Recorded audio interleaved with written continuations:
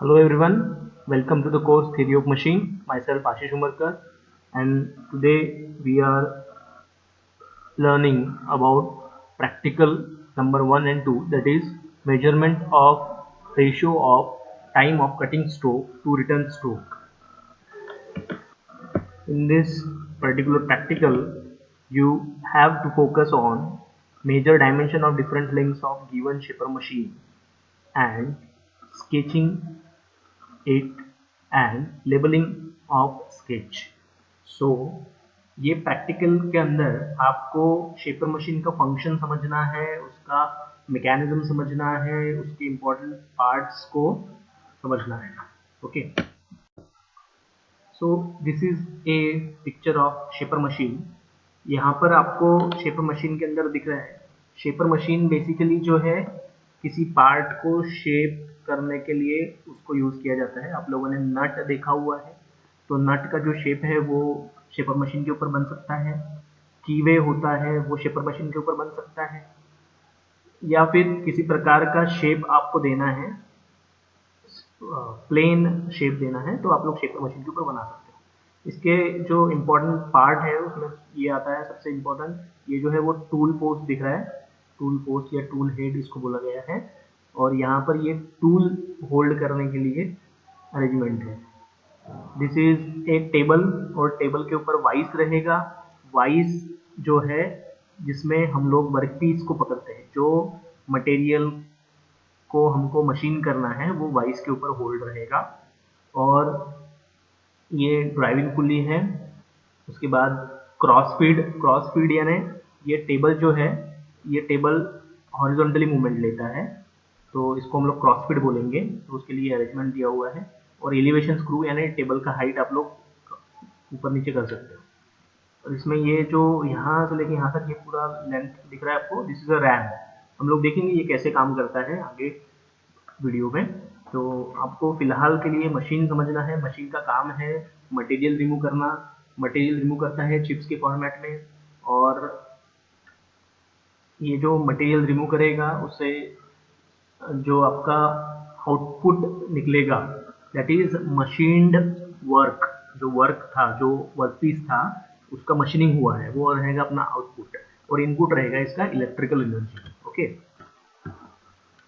ये जो है यहाँ पर रैम दिख रहा है, ये रैम है जो रेसिप्रोकेट हो रहा है। रैम का क्या मोशन है? Reciprocatory motion. ठीक है, अभी आपको ये रैम दिखेगा।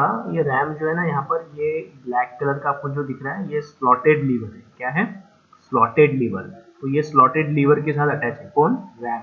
ठीक है, और ये स्लॉटेड लीवर के अंदर आप लोग देख रहे हैं, ये रेड कलर का जो पॉइंट यहाँ पर घूम रहा है वो है पिस्टन या स्लाइडर, हम लोग इसको बोलते हैं स्लाइडर। तो ये स्लाइडर जो है स्लाइड हो रहा है स्लॉटेड लीवर के अंदर। स्लाइडर कहाँ पर स्लाइड हो रहा है? स्लॉटेड लीवर के अंदर। और ये जो स्लाइडर है वो गोल घूम रहा है। ये नीले कलर का एक गियर होता है जिसको हम लोग बुल गियर बोलते हैं। तो बुल गियर के ऊपर ये स्लाइडर लगा हुआ रहेगा। तो ये स्लाइडर जो है बुल गियर के साथ गोल घूम रहा है, और साथ में ही वो स्लॉटेड लीवर के अंदर ऊपर नीचे, that is the reciprocatory motion, वो यहाँ पर परफॉर्म कर रहा है। देखो स्लाइडर जो है ऑलवेज रेसिप्रोकेटिंग होगा। स्लाइडर कहीं पर भी कोई मोशन लेता है तो वो रेसिप्रोकेटरी मोशन रहेगी। रैम यहाँ पर रेसिप्रोकेट हो रहा है। रैम के आगे टूल पोस्ट लगा हुआ है। टूल पोस्ट पे टूल लगा हुआ है। टूल क्या कर रहा है? तो वर्कपीस से मटेरियल रिमूव कर रहा है। यहाँ पर टेबल के ऊपर ये वाइस लगा हुआ है। वाइस के अंदर ये वर्कपीस पकड़ा हुआ है, मेटल पकड़ा हुआ है कोई, है ना, मेटल का वर्कपीस। और ये सिंगल पॉइंट कटिंग टूल जो है वो मटेरियल निकाल, चिप्स निकाल रहे हैं। यहाँ पे चिप्स गिर रहे हैं, आप लोग देखो। तो आप लोग थोड़ा ध्यान से अगर देखेंगे तो पता चलेगा आपको कि ये जब आगे जा रहा है ना तो चिप्स निकल रहा है, और पीछे जाते वक्त चिप्स नहीं निकल रहा है ना। तो आगे जब जा रहा है चिप्स निकल रहा है तो उसको हम लोग बोलते हैं, आगे जाना है फॉरवर्ड हो गया ना वो। तो ये पीछे से आगे जो जा रहा है उसको हम लोग बोलेंगे फॉरवर्ड स्ट्रोक। क्या बोलेंगे? Forward stroke. या दूसरा इसको हम लोग बोलेंगे कि ये कटिंग भी कर रहे हैं फॉरवर्ड स्ट्रोक में, तो इसको कटिंग स्ट्रोक भी बोला जाता है। Cutting stroke. तो आगे जब जाता है रैम तो वो कटिंग स्ट्रोक करवाता है, उसमें मटेरियल निकलता है। और जब पीछे जाता है तो मटेरियल निकल रहा है क्या? नहीं निकल रहा है, तो उसको हम लोग बोलते हैं आइडल स्ट्रोक, रिटर्न स्ट्रोक या आइडल स्ट्रोक। तो हमको यहाँ पर देखना पड़ेगा, दो स्ट्रोक्स हम लोगों ने देखे। एक जब वो आगे जाएगा रैम, चिप्स निकालेगा, तो वो फॉरवर्ड या कटिंग स्ट्रोक कहलाएगा, जब वो पीछे आएगा तो वो रिटर्न या आइडल स्ट्रोक कहलाएगा। ओके, अभी ये काम कैसे करता है देखो, तो यहाँ पर एक बुल गियर है, ये अपना एक पहला लिंक हो गया, और ये बुल गियर के ऊपर ये स्लाइडर लगा हुआ है रेड कलर का, ये दूसरा लिंक हो गया, और ये स्लॉटेड लीवर है, ये तीसरा लिंक हो गया। लिंक यानी पार्ट है, तो ये तीन पार्ट जो है मुख्य पार्ट, ये तीन मुख्य पार्ट जो है ये मशीन को काम करने के लिए मदद कर रहा है। तो ये पूरा मिलाकर जो है ये शेपर मशीन कहलाएगा पूरा मिलाकर। बट ये शेपर मशीन के अंदर क्या है, शेपर मशीन चल कैसे रहा है, तो ये जो है ना वो तीन पार्ट्स, ये इंपॉर्टेंट पार्ट है, इसमें से एक पार्ट भी नहीं रहेगा तो ये चल नहीं पाएगा। तो इसको हम लोग बोलते हैं crank and slotted liver mechanism. This is a crank and slotted liver mechanism. तो यहाँ पर देखिए क्रैंक कौन सा है, स्लॉटेड लीवर कौन सा है। तो ये जो गोल घूम रहा है जिसको मैंने बुल गियर बोला है, ये रहेगा आपका क्रैंक, और ये रेड कलर का जो है वो स्लाइडर था, और ये स्लॉटेड लीवर था। अभी लीवर आपको ध्यान में आएगा कि लीवर हम लोग हर एक चीज को बोलेंगे जो ऑसिलेट होगा। आप लोग ये ब्लैक कलर का स्लॉटेड लीवर जो है देखिए ये ऑसिलेट हो रहा है, या फिर अपने गाड़ी का जो ब्रेक होता है, आप लोग जो ब्रेक दबाते हैं वो भी ऑसिलेट होता है ना, या फिर घड़ी का पेंडुलम जो है वो भी ऑसिलेट होता है। तो ये मोशन जो है ऑसिलेटरी मोशन रहेगा किसका, लीवर का। तो ये लीवर जो है ऑसिलेट क्यों हो पा रहा है, क्योंकि इसके अंदर स्लॉट में स्लाइडर फंसा हुआ है, और स्लाइडर जो है बुल गियर के ऊपर उसको फिक्स किया हुआ है, हम लोगों ने उसको अटैच किया हुआ है, तो वो बुल गियर के साथ गोल भी घूम रहा है। तो ये तीन जो है मुख्य इसके पार्ट है। अभी देखिए ये एक मैकेनिज्म नहीं, मैकेनिज्म कब बनेगा, जब चार लिंक होंगी। कम से कम कितनी लिंक चाहिए, चार लिंक चाहिए। तो पहला लिंक कौन सा हो गया समझो, तो पहला लिंक हो गया ये जो नीले कलर का जो बुल गियर देख रहे हैं हम लोग, वो पहला लिंक हो गया। दूसरा लिंक हो गया स्लाइडर, तीसरा लिंक हो गया स्लॉटेड लीवर, और चौथा लिंक रहेगा अपना फिक्स्ड लिंक। फिक्स्ड लिंक यानी क्या है, जो पूरा ये तीनों को संभाल के रखा हुआ है, इसको अपनी जगह पे खड़ा किसकी वजह से है, ये बॉडी जो है इसकी मशीन की जो बॉडी है वो फिक्स्ड है ना, वो अपनी जगह पे फिक्स है, तभी जाके मूवमेंट ले पा रहे हैं। अगर ये फिक्स नहीं होता तो ये पॉसिबल था क्या, नहीं था। तो यहाँ पर आप लोग ध्यान से अगर देखेंगे तो ये जो स्लॉटेड लीवर है, स्लॉटेड लीवर ये पॉइंट पे यहाँ पर उसका पोजीशन फिक्स किया गया है, तो ये पॉइंट के अबाउट ये मूवमेंट ले रहा है, तो ये एक फिक्स लिंक है। और ये जो बुल गियर है ये भी ये फिक्स लिंक के साथ अटैच होगा, यहाँ पर उसका सेंटर है, यहाँ पर कई अरेंजमेंट होंगी वो फिक्स लिंक के साथ अटैच होंगी। तो ये पूरा जो फिक्स लिंक है उसको हम लोग एक लिंक कंसिडर करते हैं। तो चलिए गिनते हम लोग कितनी लिंक होगी टोटल। पहली हो गई फिक्स लिंक, दूसरी हो गई ये जो गोल घूम रहा है नीले कलर का बुल गियर, ये दूसरी लिंक हो गई, तीसरी लिंक हो गई ये स्लाइडर जो ऊपर नीचे मूवमेंट ले रहा है स्लाइडर, और चौथी लिंक हो गई स्लॉटेड लीवर। अभी देखो ये ऊपर से आप लोगों ने ये निकाल भी दिया ना, ऊपर का ये रैम वगैरह का अटैचमेंट सब निकाल दिया, फिर भी ये काम करेगा क्योंकि ये मैकेनिज्म इतना ही है, चार लिंक से ही ये मैकेनिज्म बना हुआ है, बाकी की चीजें मैकेनिज्म के अंदर नहीं आती, वो मशीन के कंपोनेंट्स है। तो मैकेनिज्म क्या है, मैकेनिज्म है crank and slotted liver mechanism, जो शेपर मशीन के अंदर यूज होता है।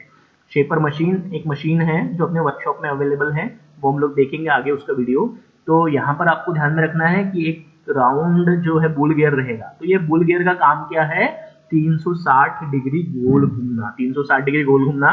तो 360 डिग्री अगर कोई चीज गोल घूमती है तो उसको हम लोग बोलेंगे क्रैंक, उसको क्या बोलेंगे, क्रैंक बोलेंगे। तो ये अपना क्रैंक हो गया, बुल गियर जो है अपना क्रैंक हो गया, थ्योरी ऑफ मशीन की लैंग्वेज में इसको हम लोग बोलेंगे क्रैंक। और फिर ये स्लाइडर हो गया, रेड कलर का जो है वो यहाँ पे स्लाइडर स्लाइड हो रहा है, और ये oscillatory slotted lever, slotted lever. तो यहाँ पर हमारी चार लिंक होगी, पहली लिंक फिक्स लिंक, दूसरी लिंक क्रैंक, तीसरी लिंक स्लाइडर, चौथी लिंक ऑसिलेट स्लॉटेड लीवर।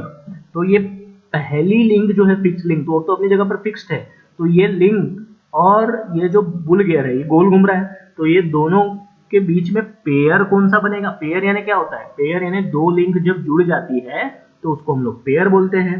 तो यहाँ पर देखो according to relative motion, relative motion के हिसाब से आप लोग पेयर्स के टाइप्स देखो अपने नोट्स के अंदर, तो आपको पता चलेगा कि अगर एक लिंक के हिसाब से दूसरी लिंक गोल घूमती है, टर्न होती है, रिवॉल्व होती है, तो उसको हम लोग बोलते हैं टर्निंग पेयर बना रहे हैं। तो फिक्स लिंक और क्रैंक जो है वो टर्निंग पेयर बनाएंगे, फिक्स लिंक और क्रैंक क्या बनाएंगे, टर्निंग पेयर बनाएंगे। ओके, तो वैसे ही ये क्रैंक और ये स्लाइडर जो है ये दोनों भी अटैच हैं, तो क्रैंक और ये स्लाइडर जो है ये दोनों भी टर्निंग पेयर ही बनाएंगे, क्रैंक और स्लाइडर क्या बनाएंगे, टर्निंग पेयर बनाएंगे। और ये स्लाइडर जो है स्लॉटेड लीवर के अंदर स्लाइड हो रहा है, तो स्लाइड हो रहा है तो स्लाइडिंग पेयर बनाएगा। तो यहाँ पर ये जो है स्लाइडर और स्लॉटेड लीवर के बीच में बन जाएगा स्लाइडिंग पेयर। ओके, और लास्ट में देखो, लास्ट में ये स्लॉटेड लीवर जो था, स्लॉटेड लीवर ये यहाँ पर टर्न हो रहा है। आप लोग ध्यान से अगर देखेंगे तो ये टर्न हो रहा है ना, गोल घूमने की कोशिश, पूरा नहीं गोल घूम पा रहा है पर ये गोल घूमने की कोशिश कर रहा है यहाँ पर। तो ये फिक्स लिंक के साथ स्लॉटेड लीवर जो है टर्निंग पेयर बना रहा है। तो यहाँ पर टोटल हम लोगों ने देखा 4 पेयर, जिसमें से 3 पेयर जो था वो टर्निंग पेयर था और 1 पेयर जो था वो स्लाइडिंग पेयर था। टर्निंग पेयर कौन सा था? फिक्स लिंक का और क्रैंक का। नीले कलर का ये जो था वो गोल घूम रहा है फिक्स लिंक के हिसाब से, तो इन दोनों का टर्निंग पेयर था। और क्रैंक का और स्लाइडर का फिर से टर्निंग पेयर, क्रैंक और स्लाइडर का फिर से टर्निंग पेयर, और स्लाइडर और स्लॉटेड लीवर, स्लाइडर और स्लॉटेड लीवर का स्लाइडिंग पेयर। ये इकलौता स्लाइडिंग पेयर है यहाँ पर, और स्लॉटेड लीवर और फिक्स लिंक फिर से टर्निंग पेयर बना रहे हैं। तो यहाँ पर एक स्लाइडर है, यानी ये इन्वर्शन हो जाएगा सिंगल स्लाइडर का, ये इन्वर्शन हो जाएगा सिंगल स्लाइडर का, इन्वर्शन रहेगा ये सिंगल स्लाइडर का। ओके, तो यहाँ पर हम लोगों ने ये crank and slotted liver mechanism देख लिया है। और एक इंपॉर्टेंट चीज यहाँ पर देखिए कि जब ये आगे जाता है चिप्स निकलता है यानी काम हो रहा है, जब वो पीछे आता है चिप्स नहीं निकल रहा है यानी काम नहीं हो रहा है, आइडल स्ट्रोक उसको बोलते हैं। तो आइडल यानी खाली पीली जो बैठा है वो तो कम से कम समय होना चाहिए। तो इसीलिए क्या किया जाता है, ये सिस्टम इस प्रकार से डिजाइन किया जाता है कि जब ये रिटर्न आएगा ना, टूल रिटर्न जब आएगा तो वो जल्दी आ जाएगा, और आगे जब जाएगा तो उसको थोड़ा टाइम लगेगा। तो इसको हम लोग जल्दी वापस लाने का जो मैकेनिज्म रहेगा, इसको हम लोग बोलते हैं quick return motion mechanism, QRMM, quick return motion mechanism. तो जल्दी वापस अगर आ रहा है तो उसको हम लोग बोलेंगे क्विक रिटर्न मोशन मैकेनिज्म। तो हम लोग देखते हैं कौन से क्विक रिटर्न मोशन मैकेनिज्म है। तो ये crank and slotted liver mechanism जो है शेपर मशीन के अंदर यूज होता है। Crank and slotted liver mechanism shaper machine के अंदर यूज होता है, and this is also a quick return motion mechanism, this is also a quick return motion mechanism. Okay, तो यहाँ पर देखिए quick return motion mechanism, 2 quick return motion mechanism हमको पढ़ने हैं। एक तो Whitworth quick return motion mechanism है, और ये crank and slotted lever quick return motion mechanism. तो ये क्रैंक एंड स्लॉटेड लीवर अभी हम लोगों ने देखा है, ये विटवर्थ हम लोग थ्योरी में देखेंगे, इसका प्रैक्टिकल में ये नहीं है। तो ये दोनों मैकेनिज्म जो है अपने सिलेबस के अंदर, these are the quick return motion mechanism. तो आज के बाद अगर आपको कोई पूछता है कि क्विक रिटर्न मोशन मैकेनिज्म कौन से हैं, तो आप ये दोनों के नाम ले सकते हो कि Whitworth quick return motion mechanism और crank and slotted lever quick return motion mechanism. और आपको कोई पूछेगा कि ये कहाँ पर यूज होता है, तो आप लोग बता सकते हैं कि शेपर मशीन के अंदर crank and slotted lever quick return motion mechanism use होता है। ओके, तो चलो देखते हैं हमारा जो प्रैक्टिकल का पार्ट है। इसके अंदर आप लोगों को ये एक सिंपल सा डायग्राम बनाना है, ये डायग्राम आपको बनाते आना चाहिए। तो सबसे पहले देखो हम लोगों ने ये यहाँ पर एक फिक्स करके ये सिंबल दिख रहा है आपको, ये एक लाइन खींची गई है।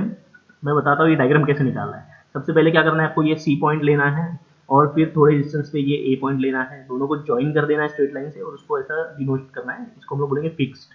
तो ये अपना फिक्स लिंक है। तो फिक्स लिंक का कोई शेप नहीं होता। देखो फिक्स लिंक हर वो चीज आ जाती है जो फिक्स्ड है, जो अपनी जगह से हिल नहीं रही है, तो वो सारा, तो उसका आप लोग शेप ड्रॉ नहीं कर सकते।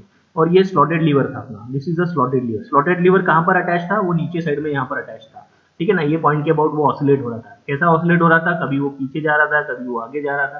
तो ये जो मूवमेंट है ऑसिलेटेड मूवमेंट, ये लेता था कौन, स्लॉटेड लीवर। ओके, और ये स्लॉटेड लीवर के अंदर देखो यहाँ पर एक स्लाइडर दिखाया गया है, स्लाइडर दिखाया गया है, और ये स्लाइडर जो है यहाँ पर ये क्रैंक के ऊपर अटैच है। तो क्रैंक को हम लोगों ने एक लाइन निकाल कर ड्रॉ कर दिया है। क्रैंक को हम लोगों ने क्या कर दिखा दिया, एक लाइन निकाल कर यहाँ पर शो कर दिया। तो टोटल आबादी लिंक कितनी होगी, एक तो ये फिक्स लिंक हम लोगों ने दिखा दी, उसके बाद हम लोगों ने क्रैंक दिखा दिया, और उसके बाद हम लोगों ने स्लाइडर दिखा दिया, उसके बाद हम लोगों ने दिखा दिया स्लॉटेड लीवर। अभी ये स्लॉटेड लीवर आगे जाके रैम के साथ कनेक्टेड वगैरह है, ये आपको शो नहीं भी किया तो चलेगा, डायग्राम निकालते वक्त आपको निकालना है। पर मैकेनिज्म कितना है, मैकेनिज्म सिर्फ इतना है, fix link, crank, slider, slotted lever, है ना, 4 लिंक से बना मैकेनिज्म। तो आप लोग ध्यान से अगर देखते हैं तो ये जो लीवर, स्लॉटेड लीवर एक पॉइंट से दूसरे पॉइंट पे जाता है, एक पॉइंट से दूसरे पॉइंट पे जाता है, तो ये कुछ एंगल यहाँ पर कवर करता है। कौन, क्रैंक, क्रैंक एंगल यहाँ पर कवर करता है। तो हम लोग देख पाते हैं कि ये स्लॉटेड लीवर जो है वो एक यहाँ पर रहता है और थोड़ी देर बाद वो जाता है ये एक्सट्रीम पॉइंट। तो ये जो एक्सट्रीम पोजीशंस पे वो जाता है, यहाँ से लेके जब वो यहाँ जाता है तो ऐसा क्रैंक जब ऐसा गोल घूम रहा है तो यहाँ से लेके इतना जब जाएगा तो ये जो एंगल है ये कटिंग स्ट्रोक का एंगल है, ये एंगल जो है कटिंग स्ट्रोक का है। और यहाँ से लेके क्रैंक इधर जब आएगा तो ये नीचे का एंगल जो है वो है रिटर्न स्ट्रोक का। तो ऊपर का एंगल मैंने बताया आपको कि ये स्लॉटेड लीवर जो है दो एक्सट्रीम पोजीशन पे जाएगा, पहला पोजीशन ये वाला और दूसरा पोजीशन ये वाला। तो ये दोनों एक्सट्रीम पोजीशन पे जाते वक्त क्रैंक का पोजीशन कहाँ पर रहेगा, क्रैंक रहेगा यहाँ पर, जब स्लॉटेड लीवर रहेगा यहाँ पर P1 पोजीशन पे, और स्लॉटेड लीवर जब P2 पे आएगा तो क्रैंक यहाँ पर आ जाएगा B2 पे। तो ये जो एंगल रहेगा, ये एंगल जो है इसको हम लोग बोलेंगे बीटा एंगल। तो ये बीटा एंगल जो है ये कटिंग एंगल कहलाता है, कटिंग एंगल यानी कटिंग करने के लिए एंगल का इस्तेमाल किया जाएगा। और ये जो है रिटर्न एंगल, तो आप लोग अगर थोड़ा ध्यान से अगर ऑब्जर्व करेंगे तो किसी के ध्यान में भी आया होगा कि ये जो बीटा एंगल है, ये बीटा एंगल की वैल्यू ज्यादा दिख रही है और अल्फा की वैल्यू जो है वो कम दिख रही है। अल्फा एंगल जो है वो कम रहेगा और बीटा जो रहेगा ज्यादा रहेगा। और ये भी बात कंफर्म है कि अल्फा प्लस बीटा क्या हो जाएगा, 360 डिग्री हो जाएगा। पूरा सर्कल घूम रहा है ना, क्रैंक तो पूरा 360 डिग्री घूमता है। तो उसमें से कुछ एंगल जो है बीटा यानी कटिंग होता है कुछ एंगल में, और कुछ एंगल में रिटर्न आता है वो, है ना। तो अल्फा जो रहेगा वो आपका हमेशा बीटा जो रहेगा अल्फा से ग्रेटर रहेगा, बीटा जो रहेगा अल्फा से ग्रेटर रहेगा। और ये रिटर्न रेशो जो आपको निकालना है, कटिंग रेशो या रिटर्न रेशो, तो इसमें आपको क्या करना पड़ता है, time in cutting upon time in return, या फिर आप लोग उसको एंगल से भी कैलकुलेट कर सकते हो। तो बीटा एंगल आप लोगों ने कैलकुलेट कर दिया, डिवाइडेड बाय अल्फा एंगल करवा दिया, तो आपको ये कटिंग रेशो मिल जाएगा जो प्रैक्टिकल हमको परफॉर्म करना है। ओके, तो यहाँ पर आपको सिंपली क्या करना है, ये जो मैकेनिज्म रहेगा, ये मैकेनिज्म में एक्सट्रीम पोजीशंस पता करनी है, इसकी यहाँ पर रहेंगी, और एक्सट्रीम पोजीशंस के बाद ये बीटा एंगल आपको कैलकुलेट करना है, फिर अल्फा एंगल कैलकुलेट करना है, and then you have to make ratio of it, है ना। It is as simple as taking dimensions. Okay, तो ये हमारे पास मॉडल है, उसके ऊपर हम लोग आसानी से कर सकते हैं। आपको कंसेप्ट यहाँ पर समझना है। ओके, तो ये पूरा कंसेप्ट यहाँ पर आ गया। ओके, तो let's move forward. So this is a shaper machine which is used to shape material, कीवे बनाने के लिए या फिर कोई एक पर्टिकुलर शेप में मटेरियल को कट करने के लिए ये मशीन का इस्तेमाल किया जाता है। और यहाँ पर आप देखेंगे कि इसमें इसका जो मोशन है वो किस प्रकार से है। ये जो आपको दिख रहा है, this is A RAM, and यहाँ पर लगा हुआ है टूल पोस्ट, ये जहाँ पर ये टूल लगा हुआ है। नीचे है वाइस, यहाँ पर हम लोग वर्कपीस को होल्ड करेंगे, और ये जो शार्प एंड है टूल का, ये वो पर्टिकुलर वर्कपीस से मटेरियल रिमूव करेगा in the form of chips. तो इस पर्टिकुलर मोशन, आप लोग इसका मोशन देख लीजिए किस प्रकार से है। The RAM of shaper machine is reciprocating, एक जगह से दूसरी जगह पर वो हॉरिजॉन्टली मूवमेंट ले रहा है, लीनियर मूवमेंट ले रहा है। तो ये रेसिप्रोकेटरी मोशन है, this is a reciprocatory motion. Okay, तो मैं जैसे ही पावर ऑन कर दिया तो ये रेसिप्रोकेट होना चालू कर दिया। अभी हम लोग थोड़ा कंसेप्ट देख लेते हैं इसका, कि जब ये रैम आगे की तरफ जाता है तो वो वर्कपीस से चिप्स निकाल देता है, मटेरियल रिमूव कर देता है। जब वो पीछे आता है तो वो कुछ भी नहीं करता है, वो मटेरियल रिमूव नहीं करता। जब वो आगे जाता है, मटेरियल रिमूव करता है, तो उसको हम लोग बोलते हैं कटिंग स्ट्रोक। और जब वो पीछे आता है तो उसको हम लोग बोलते हैं रिटर्न स्ट्रोक या आइडल स्ट्रोक। तो आइडल स्ट्रोक जो होता है उसमें कुछ भी नहीं हो रहा है, इसलिए उसको आइडल स्ट्रोक बोला जाता है। पीछे जब आता है, रिटर्न जब आता है तब, तो उसका टाइम जो है वो कम से कम होना चाहिए। तो उसके लिए हम लोग सोचते हैं कि क्या होना चाहिए कि कम से कम समय में वो रिटर्न होना चाहिए, क्योंकि उसमें कोई काम नहीं कर रहा है। वो जब आगे जा रहा है तब वो काम कर रहा है, मटेरियल निकाल रहा है ना। तो इंडस्ट्री में टाइम का बहुत इंपॉर्टेंस है, जितना समय काम करेगा उतना जल्दी काम ख़त्म होगा। तो इस प्रकार से ये शेपर मशीन काम करता है। अभी देखते हैं इसके अंदर का मैकेनिज़्म कैसे वर्कआउट करता है। तो ये शेपर मशीन जो है, इसके अंदर हम लोग यहाँ पर साइड में आ गए हैं, जहाँ पर इसके अंदर का मैकेनिज़्म हम लोग देख सकते हैं। तो यहाँ पर आप लोग देखिए क्या क्या दिख रहा है आपको। तो तो इसमें सबसे पहले देखो एक बड़ा सा गियर आपको यहाँ पर मूवमेंट लेते हुए दिखाई दे रहा है। ये बड़ा गियर जो है इसको कहते हैं बुल गियर। और उसके बाद ये जो है ये स्लाइडर है, दिस इज़ ए स्लाइडर। और उसके बाद ये जो आपको दिख रहा है दिस थिंग, ये इसको हम लोग बोलते हैं स्लॉटेड लीवर। ये स्लाइडर हो गया, ये बुल गियर है। ये पीछे जो गोल दिख रहा है आपको, this is a bull gear. ये slotted lever, this is a slider. और नीचे एक कॉर्नर में छोटा सा एक गियर है जो यहाँ पर नहीं दिखेगा मेरे की वजह से, वो पिनियन है। तो ये इस प्रकार से आप लोग देखो कि ये जो स्लाइडर है वो स्लॉटेड लीवर के अंदर स्लाइड हो रहा है, और जो बुल गियर है उसके ऊपर ये स्लाइडर अटैच किया गया है। ओके, बुल गियर के ऊपर स्लाइडर अटैच। तो ये स्लॉटेड लीवर है और ये अपना स्लाइडर है। स्लाइडर जो है स्लॉटेड लीवर के अंदर स्लाइड हो रहा है, स्लाइडिंग पैर बना रहा है, ऊपर नीचे मूवमेंट ले रहा है। और ये स्लाइडर जो है बुल गियर के साथ अटैच है। ये बुल गियर है, बड़ा सा गियर है एक, इसलिए उसको बुल गियर बोला जाता है।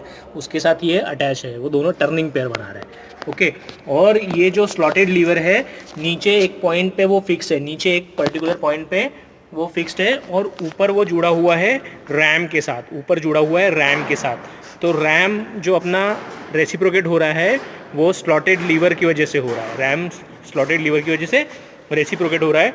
तो हम लोग देखते हैं कि किस प्रकार से इसका हम लोग कटिंग रेशियो कैलकुलेट कर सकते हैं। तो हम लोग देखते हैं इसका सबसे पहले स्ट्रोक कैसे कैलकुलेट करना है। तो यहाँ पर आपको दिख रहा है रैम मूवमेंट ले रहा है, तो मैं क्या कर देता हूँ, यहाँ पर रैम के ऊपर मार्किंग कर देता हूँ। तो ये अपना पहला मार्किंग हो गया और ये अपना आखिरी वाला मार्किंग हो गया।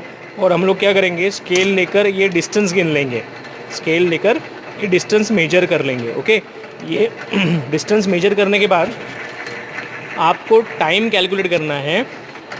आपको स्टॉप वॉच लेके मोबाइल के अंदर स्टॉप वॉच रखना है, और पीछे से आगे की तरफ जाने के लिए कितना समय लग रहा है, इसको 1 सेकंड से भी कम समय लगेगा, या फिर हो सकता है 1 पॉइंट समथिंग सेकंड लग जाएगा।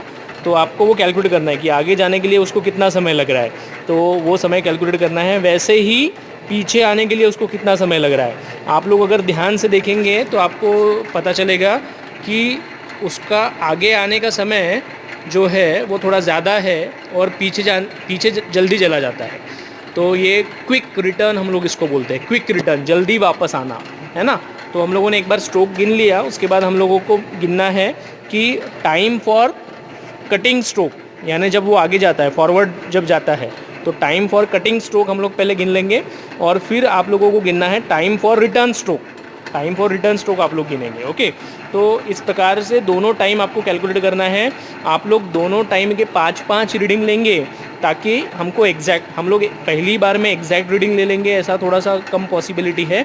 तो हम लोग 5-5 रीडिंग लेंगे और उसका एवरेज निकाल देंगे, और एक बार वो दोनों एवरेज आ गए फिर उसका रेशो हम लोग ले लेंगे, तो कटिंग रेशो हम लोग अपना हो जाएगा।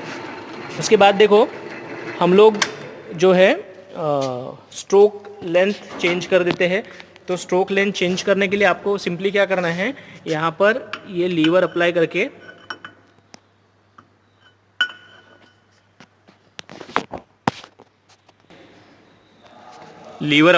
यहाँ पर रोटेट करवा दिया है, तो इसका स्ट्रोक लेंथ चेंज हो गया। अभी हम लोग देखेंगे इसको, तो इसका मूवमेंट देखिए आप लोग, थोड़ा कम हो गया पहले से। तो हम लोग इसका फिर से स्ट्रोक लेंथ गिन लेंगे। तो स्ट्रोक लेंथ गिनने के लिए फिर से आपको क्या करना है, आपको मार्किंग्स करनी है। तो ये मार्किंग्स देखो, ये पहला मार्किंग हो गया, दूसरा मार्किंग। तो इस प्रकार से ये पहले जो स्ट्रोक लेंथ था वो थोड़ा लंबा था, अभी का जो स्ट्रोक लेंथ है वो थोड़ा शॉर्ट हो गया है ना। लेंथ कितना वो लेंथ ट्रैवल कर रहा है उसको हम लोग स्ट्रोक लेंथ बोलते हैं। तो हम लोग इसको गिन लेंगे। फिर से फॉरवर्ड के लिए कितना टाइम लग रहा है, रिटर्न के लिए कितना टाइम लग रहा है, दोनों टाइमिंग्स हम लोग काउंट कर लेंगे, दोनों केसेस के लिए, दोनों स्ट्रोक लेंथ के लिए।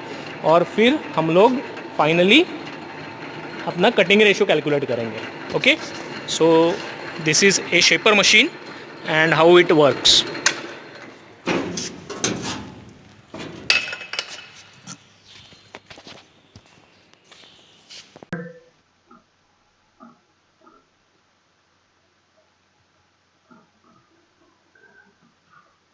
So in this video lecture we achieved this particular unit outcome, that is identify various links in the given figure in the mechanism with justification. And in this video lecture we have again learn how to calculate cutting ratio and explain quick return motion mechanism. Okay, thank you. Our next practical will be on practical number 3 and 4.